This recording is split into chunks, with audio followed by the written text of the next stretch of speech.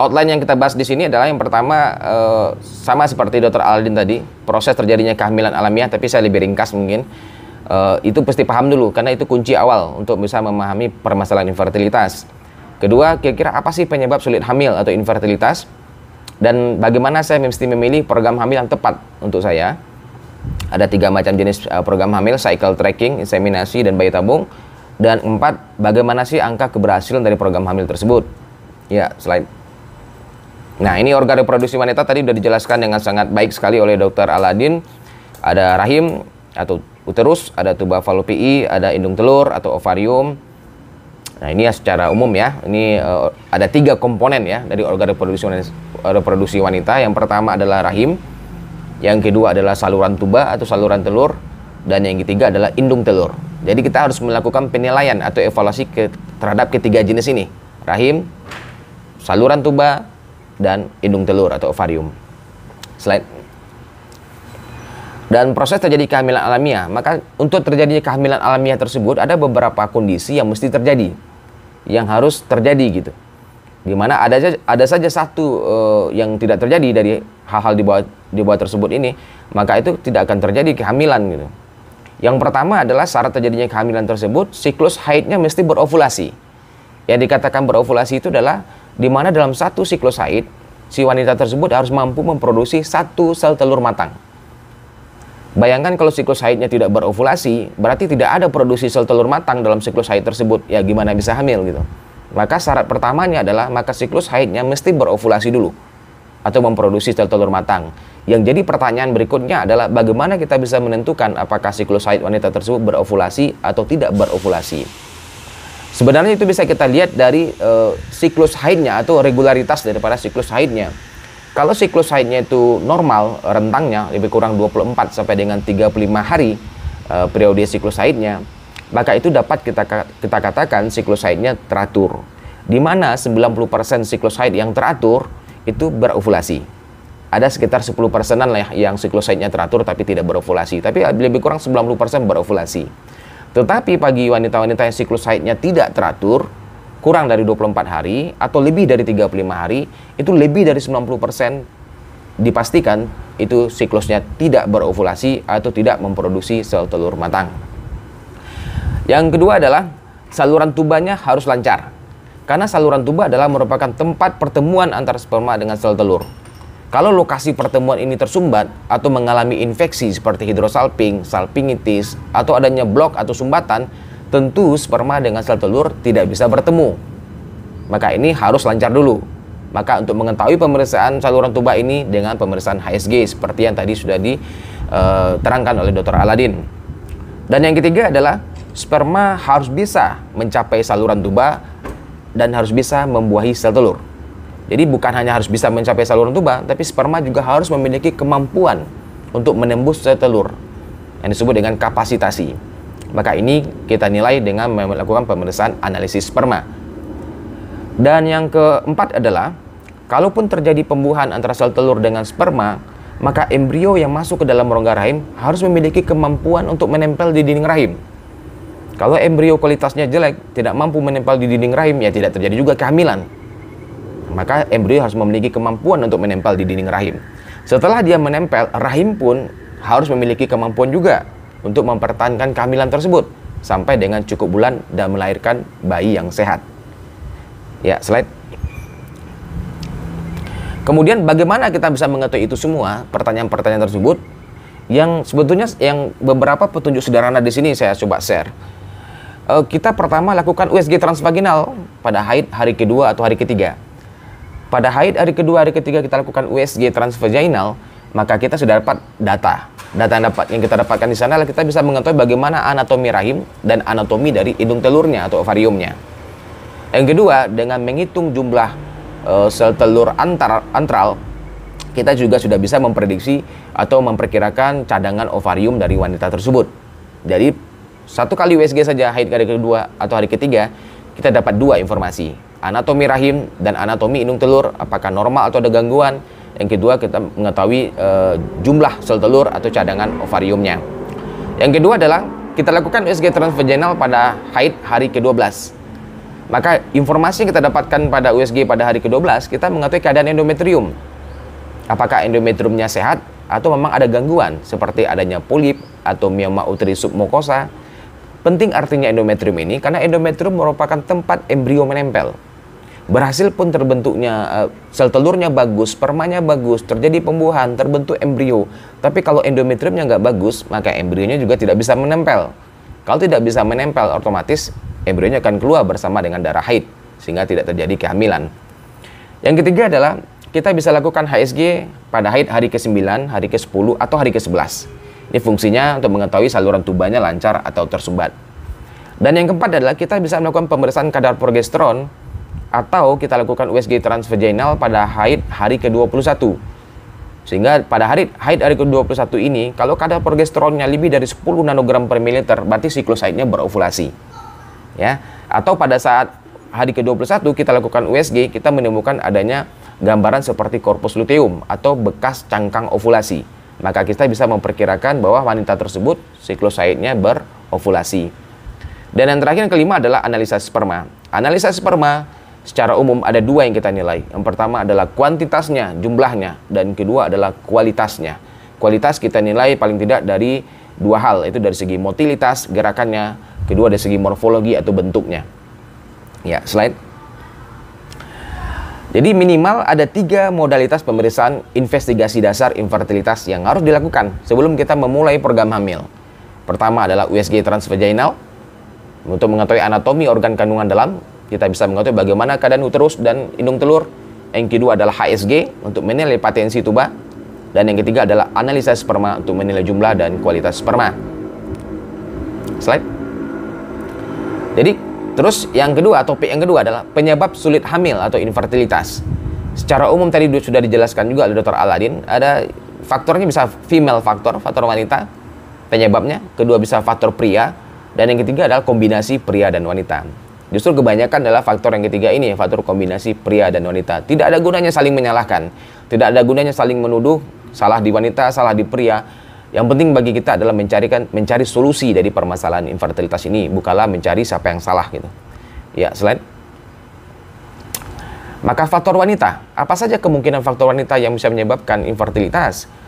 Ya, kita bagi faktor wanita tersebut atas 5 faktor ini. Yang pertama adalah faktor rahimnya, uterusnya. Mungkin kita menemukan adanya gangguan anatomi dari rahimnya, seperti bentuk rahimnya yang tidak normal, adanya septum, adanya arkuatus, dan lain sebagainya. Mungkin kita menemukan adanya miom atau adenomiosis. Dan kedua adalah adanya kelainan dari dinding rahim atau endometrium. Endometrium merupakan tempat menempelnya embrio. Maka kelainan di sini juga bisa menimbulkan infertilitas. Contoh kelainannya adalah seperti adanya penebalan endometrium, adanya polip endometrium, atau adanya infeksi seperti endometritis.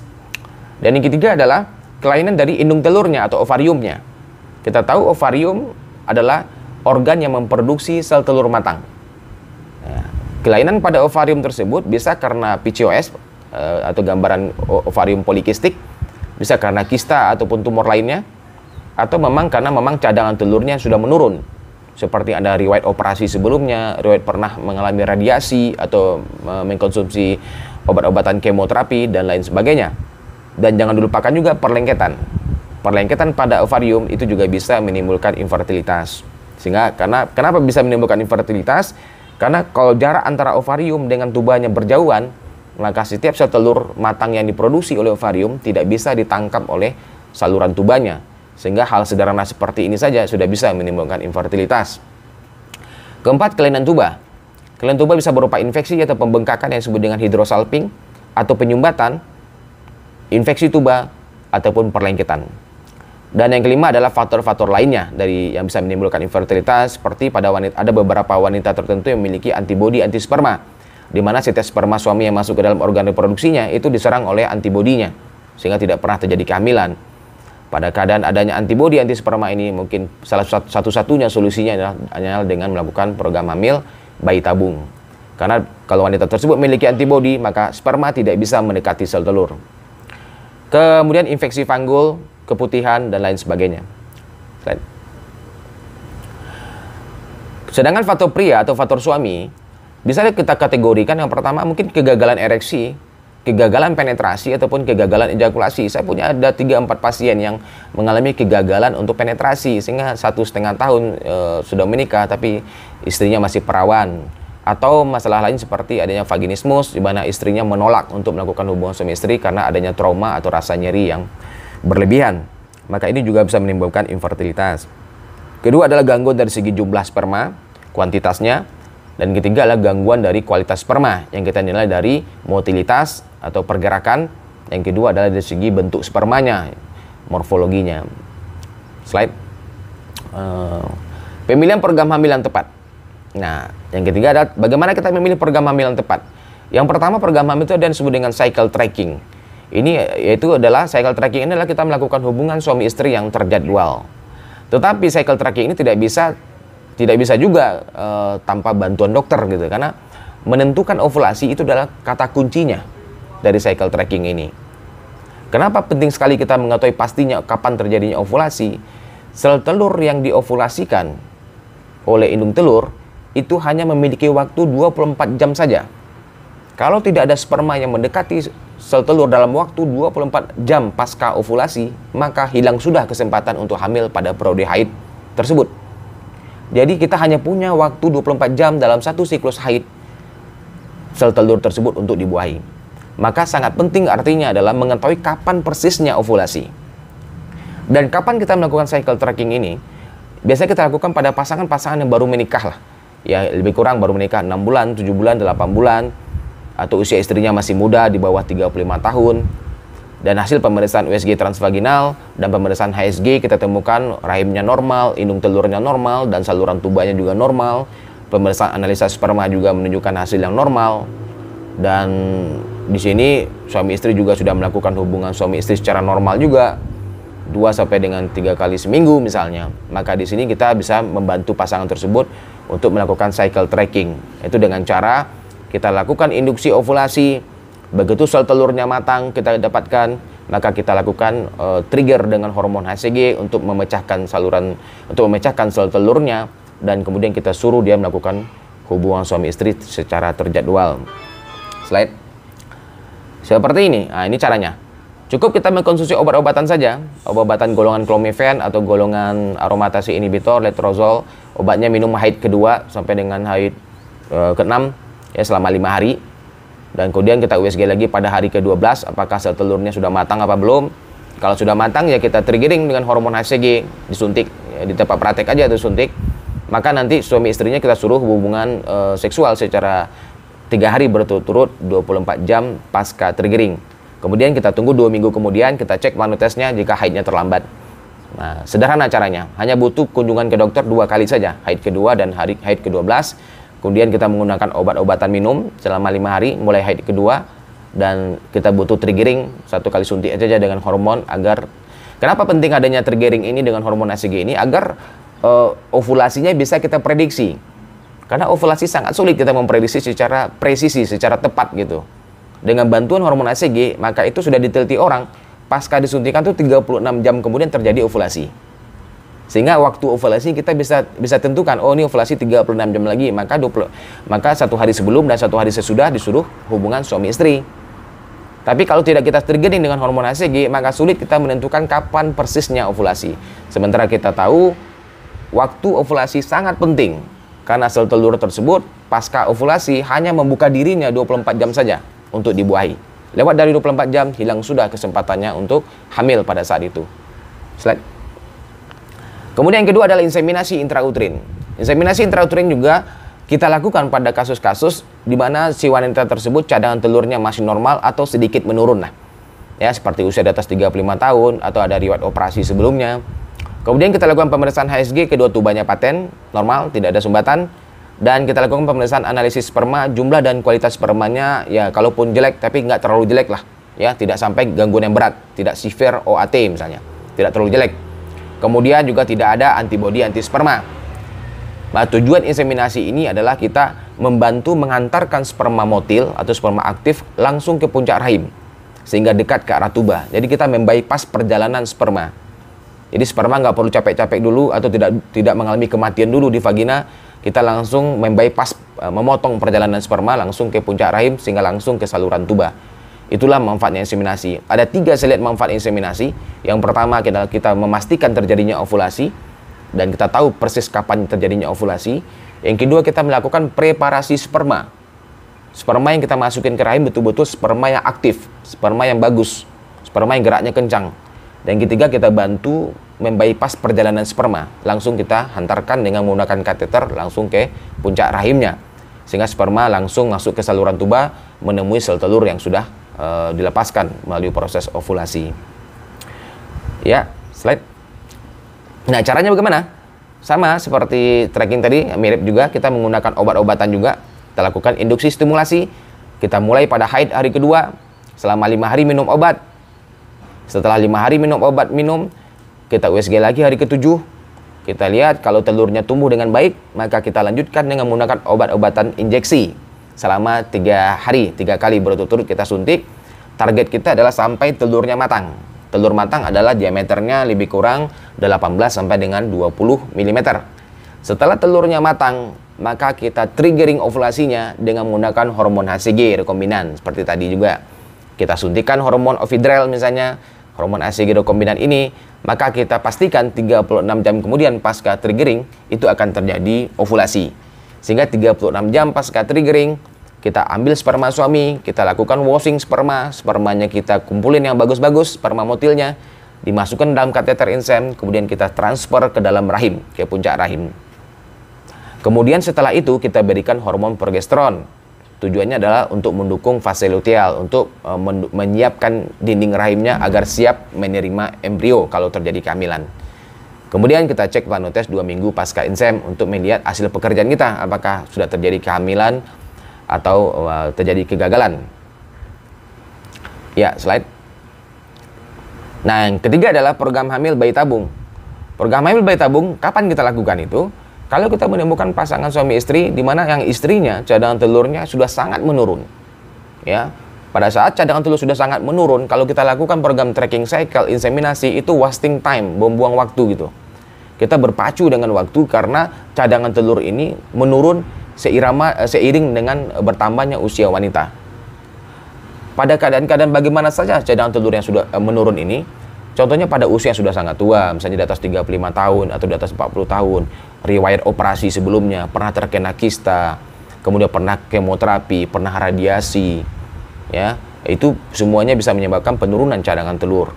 Yang kedua adalah pada keadaan jumlah dan kualitas sperma yang sangat jelek atau azoospermia. Sperma yang sangat jelek kita lakukan inseminasi itu juga kecil kemungkinan untuk berhasil. Patokan kita adalah kalau jumlah sperma motilnya kurang dari 2 juta pasca di washing, setelah di washing spermanya, itu kecil sekali kemungkinan untuk berhasil program insemnya. Sehingga lebih baik kita melakukan program hamil bayi tabung. Dan ketiga adalah pada keadaan spermatozoanya kosong, azoospermia. Sperma kalau kita temukan kasus spermatozoa kosong atau azoospermia, maka tindakan yang bisa kita lakukan adalah kita bisa ambil langsung spermanya itu di saluran epididymisnya atau langsung ke bijinya, ke testisnya. Kalau kita menemukan sperma di saluran epididymisnya, saluran spermanya, maka sperma tersebut langsung kita freezing, kita bekukan dan kita simpan di bank sperma. Begitu juga kalau kita temukan di testisnya.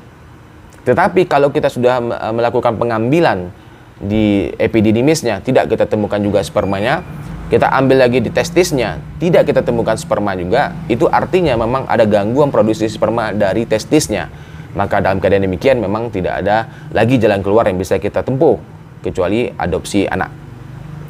Kemudian pada keadaan lainnya kita lakukan program hamil bayi tabung adalah pada keadaan hasil HSG menunjukkan sumbatan pada kedua tuba. Tapi sumbatan pada kedua tuba dari hasil HSG itu belum 100% akurasinya. Maka kita harus konfirmasi dulu dengan tindakan laparoskopi. Laparoskopi kita lakukan tes patensi tuba. Nah, karena ada 3 orang pasien saya kemarin yang hasil HSG-nya tersumbat bilateral kiri kanan. Tapi setelah kita konfirmasi dengan laparoskopi, ternyata tubanya lancar. Sehingga tidak jadi bayi tabung, jadinya insem. Jadi harus kita konfirm dulu dengan laparoskopi. Tapi kalau hasil pemeriksaan laparoskopi ternyata benar tersumbat, dan sumbatannya tersebut di bagian pangkal dari saluran tuba, tidak bisa kita perbaiki lagi, kerusakannya permanen, maka otomatis program bayi tabung menjadi solusi pada keadaan tersebut. Dan keadaan lain yang menyebabkan kita menempuh program hamil bayi tabung adalah sudah gagal inseminasi 3 siklus. Setiap kegagalan insem 1 siklus, kita akan melakukan evaluasi dan mengganti strategi baru. Kemudian gagal lagi yang kedua, kita evaluasi lagi, kita lakukan strategi baru lagi. Sampai 3 kali kita sudah melakukan strategi yang berbeda tapi kita menempuh kegagalan, maka lebih baik kita naik tingkat ke arah bayi tabung. Kelima adalah seperti adanya antibodi antisperma. Tentu kalau kita temukan antibodi antisperma, itu artinya sperma sama sekali tidak bisa mendekati sel telur. Maka satu-satunya adalah kita bantu dengan bayi tabung, yaitu sperma langsung kita suntikan ke dalam sel telur melalui proses ICSI atau intracytoplasmic sperm injection. Nah, itu bayi tabung lah solusi pada keadaan adanya antibodi antisperma ini. Slide. Dan caranya melakukan bayi tabung ya sama, kita konseling dulu, screening suami istri, kemudian kita cek profil hormon basalnya pada haid hari kedua atau hari ketiga, kemudian kita lakukan stimulasi terhadap sel telurnya, dimulai pada haid hari kedua ketiga, sampai lebih kurang minimal ada 3 sel telur matang dengan diameter 18 sampai dengan 20 mm, kita lakukan triggering dengan hormon HCG, maka kita lakukan petik sel telur 36 jam pasca triggering. Sel telurnya dikumpulin, yang matang-matang nanti disuntikan satu persatu dengan sperma. Prosesnya disebut dengan ICSI.